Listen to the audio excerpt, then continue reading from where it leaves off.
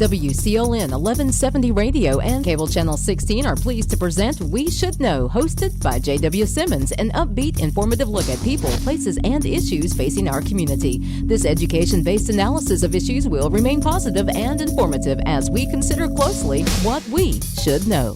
Ladies and gentlemen, welcome back. We Should Know is on there. I want to thank you for being with us today. My name is J.W. Simmons, your host. We've got 3 guests today. We're talking about things related to agriculture, the number of things that is related to agriculture. Our guest is the Director of Corporate Extension here, Brad Hardison, Eileen Coite, and of course we have a return here with Hunter Rhodes. Hunter, thank you, and thank all of you folks for being here today with us. Want to start the conversation with something that occurred October 30th called Ag Day right here in Sampson County. Many folks listening may have attended that. I was very much impressed with what I saw. I want to kind of do we'll call it a post review. And Eileen, I'll start with you. Let's kind of look at Ag Day has been going on here for some time at the Extension office. Now, this year, after COVID and everything that's going on, you decided, well, let's move this thing somewhere else, and it ended up at the Civic Center. How did that happen? Why was it at the Civic Center? And let's start talking about what it took to put that together. Okay. Well, and as you said, this was an event that we had planned for March of 2020. And we put this on every other year. It's been going on since about 2010, so even before I came to Sampson County. And the whole intent of Ag Day is to create an awareness and an appreciation for agriculture and our farming community. So as you said, we used to have it at the Extension Center, but because of growth is the main reason that we started looking for a new venue. And on top of the fact that if you've been out to our Extension Center anytime recently, you've seen all the construction going on with the road. And so there's been some land changes and some development there next to our Extension Center, and we don't have as much room for parking. This is a huge event. Historically, we've had somewhere around 800 or 900 people attend, and parking has been tight.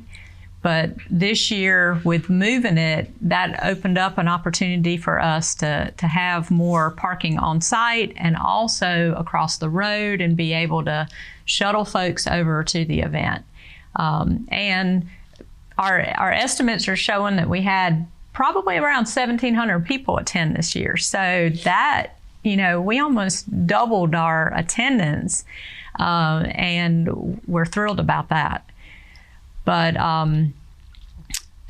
moving to the Expo Center just gave us other opportunities too. You never know when it's going to rain. And with having it in the fall, of course, we were at kind of the end of hurricane season, but you just don't ever know when a hurricane might hit. And so that gave us some flexibility to have inside spaces for vendors. And then if we did end up with a bad weather day, which we were so thankful that we did not, but if we did, we could move more things inside. Brad, as Director of Extension here in Clinton, when you look at that event, and I know I talked to you out there, and we were looking at a lot of things that was going on, and I could see a smile on your face. I got to feel you were pretty impressed with the turnout of folks that came to see what Ag Day is. And I got the feeling there was a lot of folks that had never been to that event came this year. There was a lot of people there, and like Eileen said, the weather, one thing couldn't have been any better for us to have it there. The site, more accessible to downtown Clinton, more people from Clinton could access it. Not only driving there, but also we had a lot of people walk in. Eileen said estimated about 1,700 people. That's really a hard number to pin down. And the reason why is we had people walking from across the street at McDonald's. We had people walking over there from Go Gas, people from the hotel across. Not everybody registered and signed in.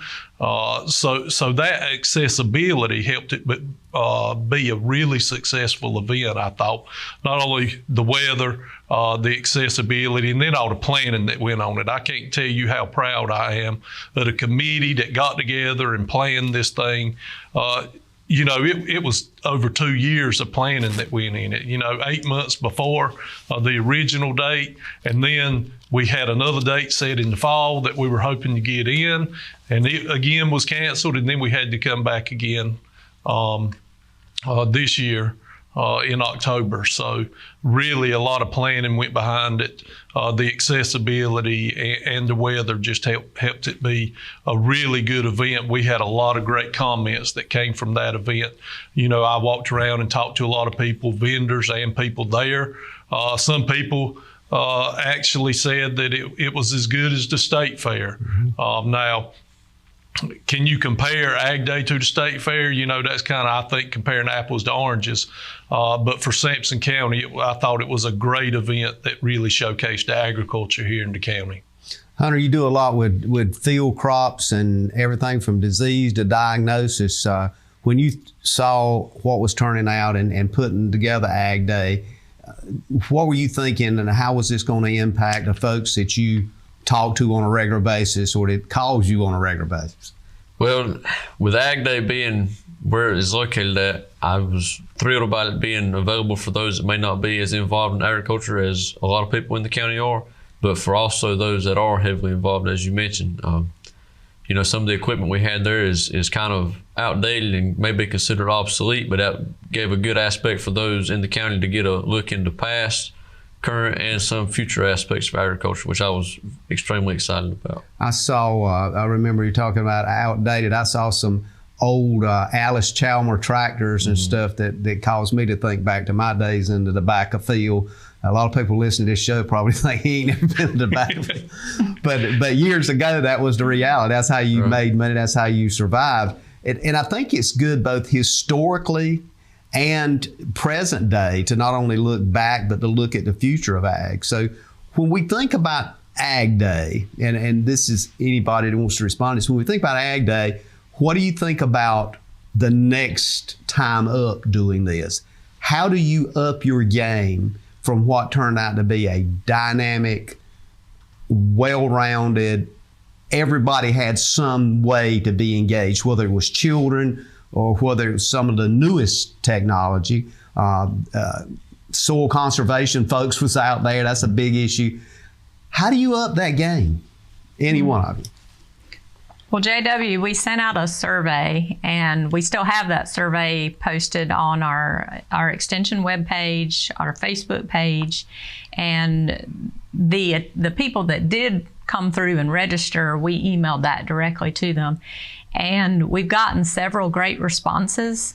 Some of the things logistically we'll have to figure out how to do.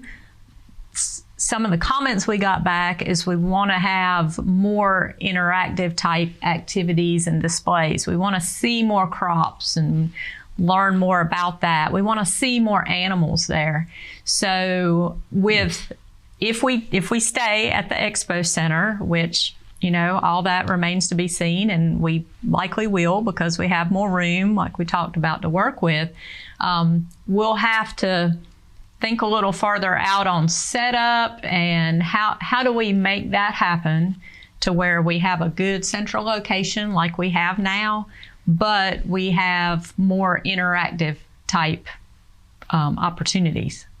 When you think about different space or more space, every seemed like foot at the Civic Center, both inside and outside, was occupied. How do you deal with that? I mean, do we need to be thinking about a larger space? Well, according to Ray Jordan, yes, we do. but with us, it's really, and we were really lucky that we had as many vendors come as we did. And, getting there toward the end, the last week before the event happened, we had some that had to cancel. We had some that wanted to come. But the event itself, being as successful as it was, I've heard a lot of other people and vendors say, I wish I'd have been there. Mm-hmm. Can I be at the next one? I want to make sure I'm involved somehow at the next one, because this was a great event. So the event itself is going to help it draw, and maybe we can hone in on some things like Eileen was saying, like more education about some of the crops that are grown here. We can tap into some of our farmers that we have in the community that were here, that actually came to the event, that had time to come to the event and saw what it was, and has give us some ideas. Well, you could have done this a little better. Maybe you should have gone this way left instead of right. And so we've taken those ideas and those surveys that Eileen's got, and we can put them into the next one to help it be better and more at what the people that's coming to the event want to see. So when we're talking about this next event, so we're talking 2 years, we're talking 2023 or 2024, 20. We haven't quite got to that decision yet, JW. But sometime in the next couple of years. That's right. Yeah. Again, historically, this event's been in the spring, and some of us would like to see it get back to the spring, so that, obviously we're not going to have it spring of 2022. So that could be a year and a half away. If we choose to keep it in the fall, then it may be just 2 years from when we had it. So all of those are things that we've asked for input on, and that we're going to have to get our committee back together and decide on. But, again, going back to where we have it and accessibility and space, it may be where we could have some kind of a, we're going to load up the transportation bus and take you for a 30-minute tour at the research station that's right down the road, or we're going to go back to the extension office and do a demonstration there. So, there's some folks that will be completely happy staying right there at the expo center, mingling around and learning. And then there's others that maybe they could sign up for a little, quick getaway to see some production going on the farm. And that might be a way to tackle that. We're going to continue this. We're going to take a quick break and we'll be back. Ladies and gentlemen, stay tuned. We'll be back in a moment. We're talking about all things agriculture, which is a big deal in North Carolina. We'll be back in a moment.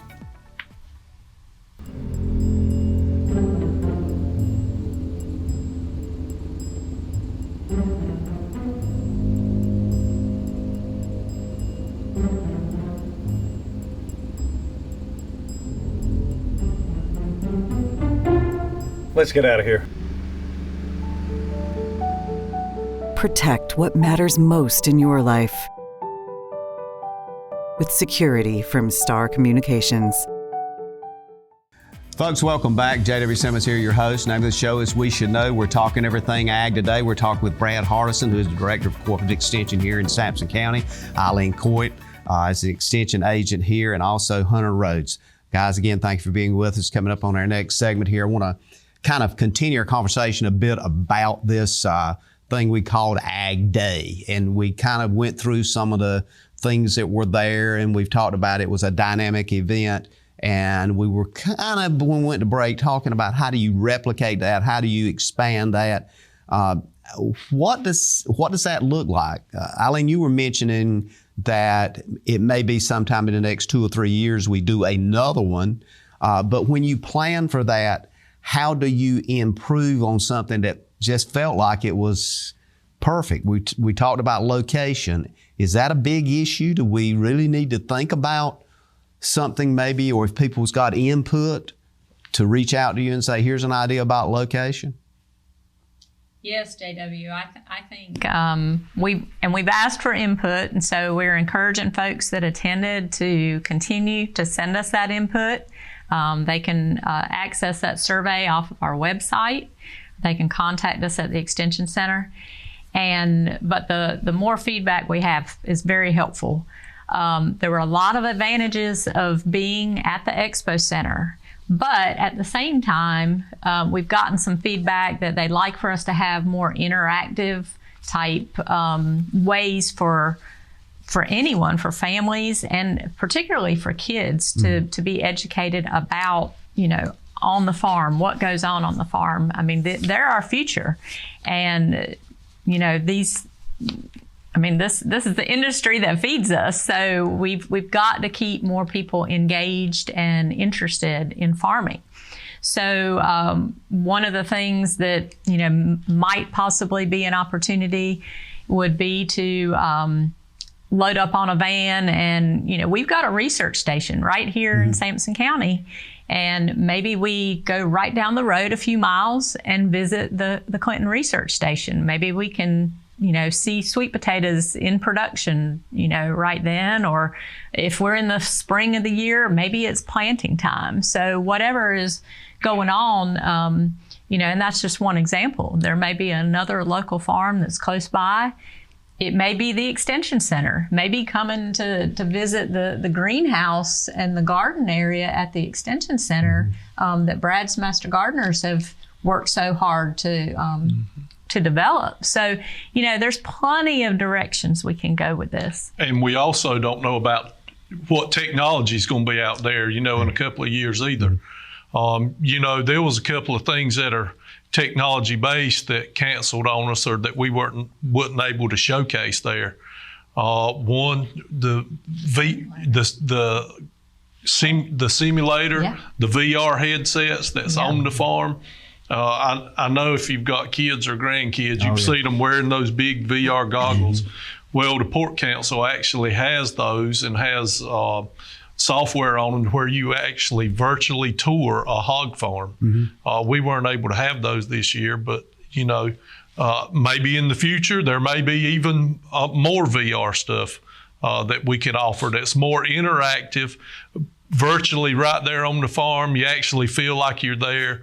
I've used these at some science nights that we've had at some of the local schools, and the kids are walking around and bumping into walls because they feel like they're actually, there on site. Yeah, your brain's telling you are there. That's right. So, there may be some technology to help us with that in a couple of years as far as bringing on-farm stuff if we're not able to have some simulations or make visits. So somebody that's listening today or watching the show and they say, well, I got an idea I've been thinking about, I wanted to tell somebody, can they just reach you at 592-7161? Yes, Any sir. one of you guys, and say, here's something I thought about. Is that, a lot of folks will say, I don't want to get into the computer stuff and I don't want to send an email, I just want to talk to somebody. They actually talk to a person, and they can do that by dialing 592-7161, correct? That is correct. Yeah, and we encourage that. I mean, because they may travel somewhere and see something interactive, and maybe we don't even know about it. And if it's something that we could bring to Ag Day, we were somewhat limited this year still because of COVID. Some of these things like the VR headsets that Brad mentioned, or the AgriPride simulator, that was an enclosed space or a piece of equipment that you actually touched and put on your face, because of COVID, we were not able to do some of those things. So that in itself is going to open up some more things that we can add to Ag Day right there on site. I think one of the tremendous things was, too, the inside of the Civic Center, the large area was just completely packed with booths, everything from civic clubs to organizations that offer everything from behavioral health right on around was in there. And I didn't really get around to everything. I'm just going to go ahead and put it out there. There's a lot of stuff I wanted to get to. In fact, I was calling people. Of course, we did a couple of shows, and let me throw in Robert Stroud for making that possible. And we appreciate Robert's support for a lot of things that's related to what I'm doing with Ag and what's happening with Ag. But I felt like that maybe if there was a little more time, and I'm going to toss this out, it's something to discuss. Could this go into a 1 or 2 day thing and maybe have a convergence of a number of issues focused on? Yeah, who knows what it could grow into. When I was younger, which seems like eons ago, it was the expo here in Clinton, the Ag Expo. And that's kind of my thoughts of getting it back to something like the Ag Expo. And I may be thinking too small, JW. Yeah. Who knows what it could grow into here. I'm so glad you mentioned that, because that was one of those things. It was at the tobacco warehouse, and you talk about a huge event, Eileen. I know you won't hear them, but it was extremely large. I mean, we had everything from vehicles, folks were showing, businesses would come in and set up displays. There's just so many things, and it was the county fair of the time. I mean, that's what people looked at, and it was all geared and built around what we do here and I'm going to say in North Carolina, not just Eastern North Carolina, we do ag in North Carolina. Everybody gets focused on Amazon and all these other things, but what we do, and Steve Troxler would probably give me 2 thumbs up, I hope, is that we do ag at about $90+ billion in North Carolina. That's right. Yeah. And weren't there even livestock shows at the expo? Oh, yeah. So again, that is something where we could actually hold a livestock show down at the extension center, and we could shuttle people down there, or like you said, maybe it's more than just a one-day event. Maybe there could be something going on Friday and then Saturday or Sunday. There's just a lot of opportunities. Back when we had it in the spring, we used to promote the event at Class Acts that happens at the Expo Center in the springtime when they bring the school children out. So again, that's another opportunity that, they bring them out during the school day. Maybe we could have some ag activities going on for them to see, along with that indoor entertainment that they come as a part of Class X. So again, there's just the opportunities and the ideas are endless. Yes, this is just, you're limited by what you can think of. Yeah. Really, with this event. And you talked about civic business, you talked about civics, businesses, ag community, everybody coming together. That's what Sampson County is. It is everything tied together. 53% of our employment is somehow tied to agriculture. People don't really think how ag touches their lives every day. I mean, somebody that lives here in Sampson County that may drive to Raleigh to work, or Goldsboro or Fayetteville or Wilmington, really don't think about how ag in this county affects their lives. It's 3 times a day, a meal on the table. Not just that, it's grocery store shelves full, it's product being on the shelves, it's the trucking industry. I mean, almost everything here in Sampson County, you could almost point back to agriculture. And that's what we want to make sure people understand with Ag Day, is how important agriculture is, not only for the county, but for their life in general. And you mentioned a number of things, and one of the big things that strikes me too is this is kind of the protein capital. This is where you get your protein when you look at your plate. I mean, this is where the chickens and the pork and this is real world. I mean, if folks come through here, and we're getting a lot of visitors. We got a visitors bureau here too, and they're doing a great job. But a lot of people come through and they go, "Wow, I didn't realize this is how it worked." Where we make the mistake, though, guys, I think sometimes is we just make the assumption that everybody that lives here knows about it. And that's one of the things, Eileen, you and I've talked about with this ag show that we're hoping to put together. And I'm going to keep tossing Willie Jackson's name out because we hadn't forgot him. Hopefully we can get that finalized. And this is going to be kind of an on-the-ground, knuckles and elbows show. It's not going to be a studio show. And we want to make sure that folks can see that.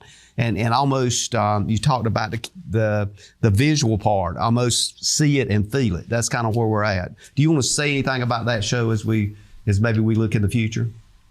Well, I'm just excited to have it. I know you've got a couple other shows that are airing, and with the amount of agriculture we have here, I think it's a perfect opportunity for us to put our farms in the spotlight and to continue to advocate for agriculture in Sampson County. So I'm real excited about the On the Farm. Absolutely. And the On the Farm show itself will highlight not only the large industries, not only the bigger industries, but the small farmers as well. Those, what I call them, niche farms and those kinds of things that we look at. Here in Sampson County, we're fortunate to have a very diverse agriculture system. So you'll have no problem filling episodes. And I'm looking forward to it. We're going to take a break. When we come back, just so our listeners and viewers will know, we're going to segue into the dynamic world, Hunter, of ag, and talk about some of those row crops and things that folks drive by and see every day. And it might be like me sometimes, not know what that is. So, ladies and gentlemen, we'll be back in a moment. And we're going to talk about some of the specifics that you might be seeing that's crops growing, not really understand it, but we're going to try to explain it to you. We'll be back in one moment. Call a friend. At home or away, knowing who is at your door is priceless. Star Communications is here to help with its doorbell security camera by Skybell.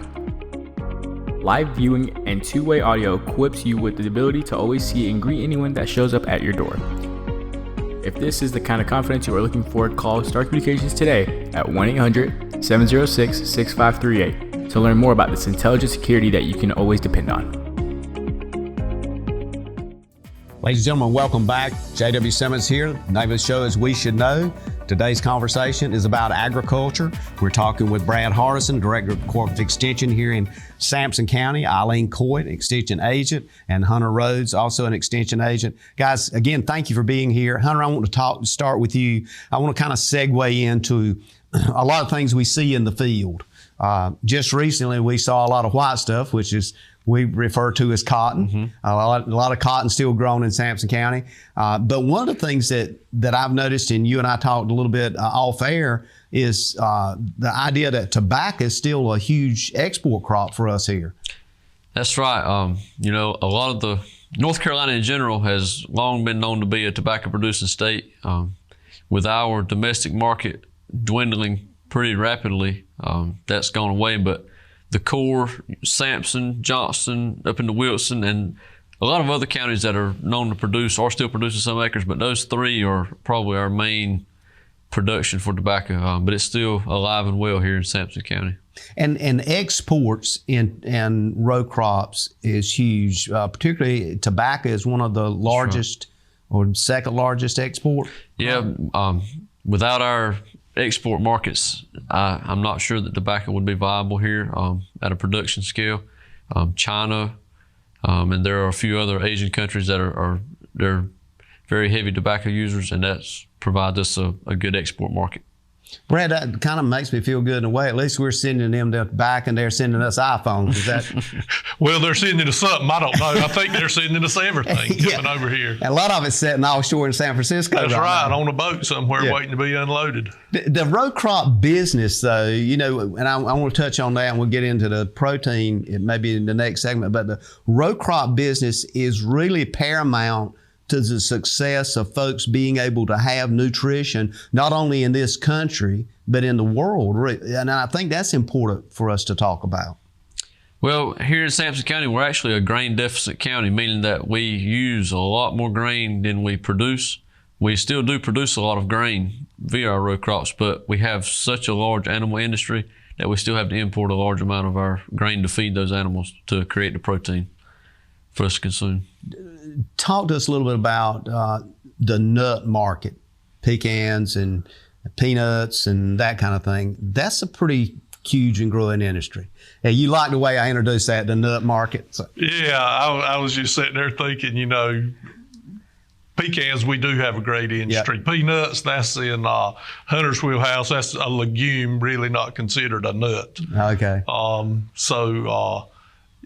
We've got a good pecan industry. We're have been first in the state in pecan production. The last couple of years has not been well for us with pecan production. A couple of hurricanes. Pecans are biennial yielding. Of course, everybody knows 1 year you get as many pecans as you can crack and shell. The next year you may not get a handful. Yep. That's typical with pecans. And this year just wasn't a good year for pecans. Because the year before was a great year for pecans. And if Hunter wants to talk about peanuts. Yeah, talk about peanuts and tell us why it's peanuts, but yet we don't call it a nut, it's a legume. Well, it's just, as Brad mentioned, a peanut is considered a legume, even though we call them a peanut, and you look at it and it has the characteristics of a nut. Looks like a nut, walks like a nut. The growth habits of the plant it's a legume. But as far as our peanut production, we do have quite a bit of peanut acreage in the county. It's just a handful of growers, but they produce quite a bit of acreage. It works out for their operation as a good rotation crop for them, and they have a market for it. We've had a fair year for peanuts. With it turning off as dry as it did, we had issue at harvest. Some were not maturing as quickly as we needed them to, but we had an overall fair year with peanuts. I read an article, I've got it here, I could share it with you. It's some comments by a fellow by the name of Kevin Hardison. I don't guess there's any relation. He's at NC Ag and he's in the marketing section, and he said that it was a good year, particularly with COVID, for sweet potatoes. Is that what you're seeing here as well? It just varies with sweet potatoes year to year. That's also a very large export of ours. Our European markets highly desire our sweet potatoes. That's what the majority of our production actually goes to. So I can't speak on that, but we do have a very strong sweet potato market. Export market here. Go ahead. And one thing about sweet potatoes, a lot of people may not know that the Horticulture Research Station right down the road here in 403 really hones in, and they primarily look at sweet potatoes, whether it's sweet potato breeding, whether it's sweet potato disease, or whether it's sweet potato storage. The Covington sweet potato that everybody gets now, I believe it's 80% of what the market is that sweet potato was actually, the trial work was done right here in Clinton, and that sweet potato was developed here. So sweet potatoes are hitting really close to home when you talk about sweet potatoes in agriculture in Sampson County. Brad, you just mentioned the research farm, and it struck me. I recall some years ago we did some live stuff from the research farm, and they were growing something at that time that was made into something called Stevia. It's an alternative sweetener. Is people growing that plant here? Some are. As I mentioned with peanuts, it just depends on the operation and how it fits into their rotation. It is kind of a long-term game with stevia as far as getting any profit from it. So it just depends on how it fits. But there is some acreage grown within Sampson County. And the research farm itself, that's something that I'll just toss this out. Is that something that folks could look at as a place that they might want to call and take a look at and see what's going on out there? Or is that something that's available to farmers to call and access information from? They actually have field days out there where they show off a lot of the work that they do.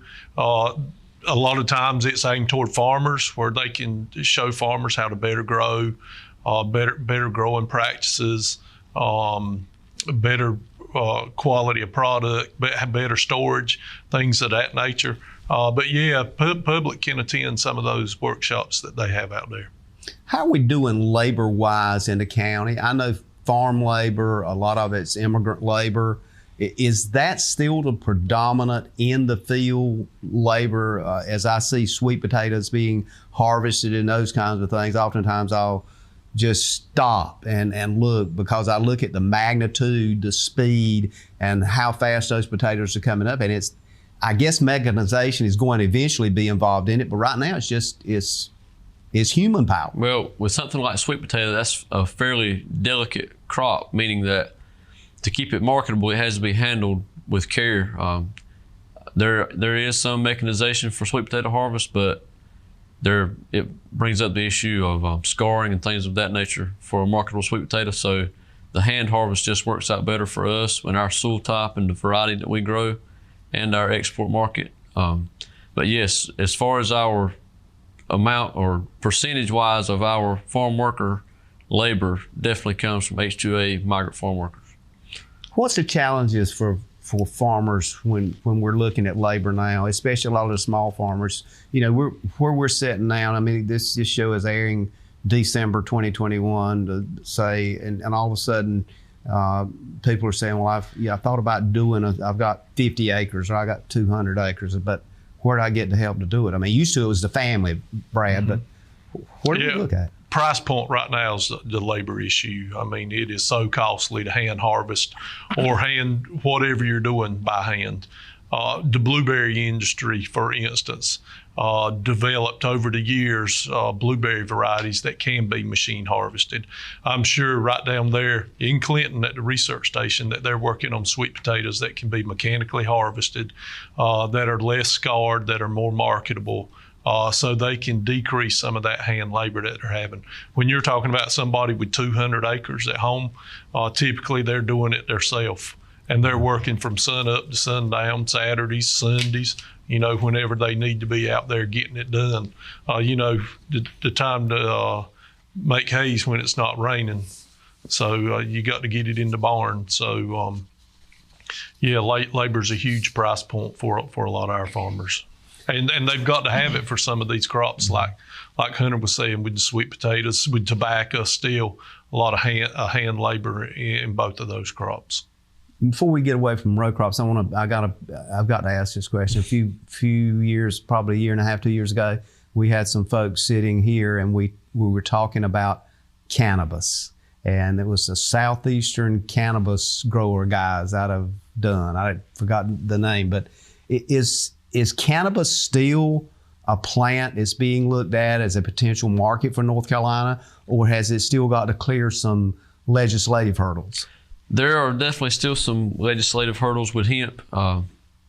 It's not being looked at as hard as it was 2 or 3 years ago. There's been some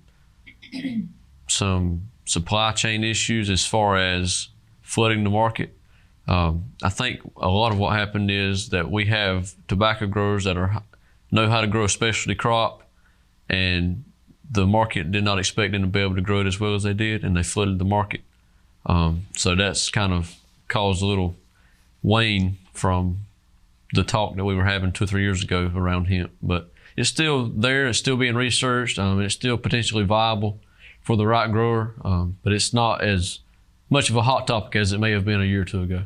The big thing I kept hearing at the time we were looking at it here, just trying to educate and inform people, I was being told that the land itself that grows tobacco is the same land that's ideal for hemp or cannabis. So we're talking about the same thing for folks that might get confused. Well, that's right. And actually, cannabis is the illegal form. Yeah. Hemp is the legal because the THC level is a lot lower in the hemp. But yeah, that's right. Our land is very suitable for hemp production. And not only that, our mechanization and our equipment is fairly easily adaptable for large scale production of it. One of the things I'd like to do is kind of set the stage. When we come back, I want to talk a bit about protein. That's chickens, hogs, and other things, and continue some input on the row crops itself. But there's a number of issues that's facing ag, and some of those is technology and weather. So I want to cover that. We've got a lot to talk about. Ladies and gentlemen, stay tuned, call a friend. We're going to be talking about some very key issues that's facing ag. To get the most out of your electronic devices, you need a strong internet connection and a protected home Wi-Fi network. You need high-speed internet from Star. Star has the fastest, most affordable high-speed internet service available for all your devices. We have no long-term contracts or high-pressure sales. Our service speaks for itself, and switching is hassle-free. We take care of everything with free installation from a local company. High-speed internet from Star. Internet at the speed of life. Ladies and gentlemen, welcome back. Coming up on our last segment here at We Should Know. I want to thank you again for your input and your comments regards to the show, the guests we have, suggestions about topics. You can reach us, as always, at weshouldknowedu@gmail.com. weshouldknowedu@gmail.com. And always, you can continue to send a card or a note or what have you to Post Office Box 1482, Clinton, North Carolina 28328. We really appreciate that suggestion part as well about information that you'd like to see us get out. And if you know someone that would be interested in being on the show, I always look forward to that as well. Thank all those folks to continue to mention us at WCLN on the radio. Everybody from Robert Stroud to Tommy Elliott to Wayne Weeks and others that mentions the show, and I appreciate all the things those guys do. So we're going to go back now and talk to Brad Hardison, Director of Corporate Extension, Eileen Coite, Extension Agent, and Hunter Rhodes. I don't want to call you a field agent. I don't know, for some reason. I mean, you're into row crops and all that kind of thing. But as we segue, I want to talk a bit about protein, and then I want to get into some of the technology stuff and where farming, what it's going to look like in 10 years if we still stay on this channel. The protein part first, hogs and chickens. Talk to a lot of hog farmers and others. I'm hearing some folks say, well, we hadn't had an increase in our hogs in 10 years or more. What's going on in that industry, guys? Anybody? Nobody wants to touch that subject. Everybody went silent. Do you want to talk? Well, I mean, for me, the first thing that pops into my mind is, in the last segment we were talking about labor. Yeah.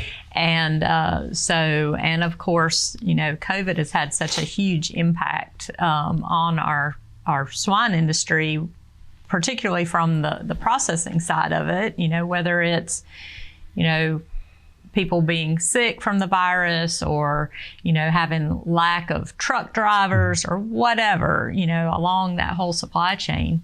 So I know there've been some major struggles there. And, but we grow obviously, we grow such a substantial amount of hogs. We're the second leading hog producing county in the state. And, we've got a tremendous support system out there with our integrators and specialists on staff. The talent is here, the quality of the animals and the farms and the animal husbandry is here. But, of course, we have our challenges as well. So. Well, we also got chickens and turkeys, and a lot of this industry has been made available through the integration process, through the integrators that have set up a systemic approach to ag, far different than what I grew up with when you throwed weeds and watermelon rinds across the fence and fed the hogs. Now it's a huge system-driven dynamic. I think folks kind of need to understand that this is pretty big business. Yeah. As I mentioned before, our grain industry goes almost entirely just to feed the livestock that we have here within the county, and we export a much larger amount than we grow. Import a much larger amount than we grow for our livestock. So that our livestock industry definitely plays a huge role in our entire agriculture aspect. Hunter, how's the supply chain impacted that? We hear all of this other stuff from ships being, not being able to unload to trucks not being able to deliver. Has it impacted that industry as well? Oh, no doubt. We export a lot of our meat as well. It goes not only throughout the entire United States, but we also send some to other countries. Without the truck drivers, without the ships to ship the product, it creates a plug pretty much into production and causes us to have backups, which inherently leads to supply chain issues all the way through. Brad, I'm kind of switching gears here a little bit, but under the umbrella of the dynamic of climate change, a lot of popular language, a lot of law that's coming into place, a lot of government direction is moving the industries, including ag, to a less petroleum industry. That is less gas, less typical fuel sources. How is that impacting agriculture and the vehicles used to transport and the vehicles used in the field? Can you see down the road that tractor that's got a plug-in that you plug in and the next morning you unplug it and you plow all day? Can you envision that? Maybe I need to ask Hunter that. Well, if I had a crystal ball, a plug-in tractor would not be in my crystal ball in the future. But who knows what the future holds? What we do know is, looking at the data, that our climate has changed. Now, whatever causes that, is yet to be determined. But 10 years ago, our average frost date, first frost date was 3 days before it is now. Now we're looking at the 1st of November for our average first frost date. The average first frost date this year was last week on November 23rd. That's when we got our first hard frost this year. So we're actually 23 days behind this year on our first frost. Is it because the earth is warmer? Is it because the sun's hotter? Is it because there's more carbon dioxide in the atmosphere? Yeah, a lot of things contribute to it. I don't think people has actually decided on exactly what is the main contributing factor, But we do know it's changing. If you look back at our rainfall over the past 10 years, average rainfall in Sampson County, it seemed like forever, was around 50 inches, 49 to 50 inches. Since 2015, we're at 60 to 65 inches of average rainfall a year. So climate is changing. Farmers are having to adapt. They're having to adapt their crops. When we talk about the protein market and we talk about the swine, they've got a lagoon that holds a certain amount of water. When you have millions of gallons of water fall during a hurricane or a weather event that happens over a 2-day period, and you don't hear about these lagoons breaking open and you don't hear about spills, that just goes to show you how good of a job our farmers here in Sampson County are doing, how they are really the conserve land. We talk about land conservation. They are really the ones with the boots on the ground, because without their land or without their animals, they wouldn't be able to make a living. So they want to do what's best for the land, what's best for the animal, and what's best for the product and their family as well.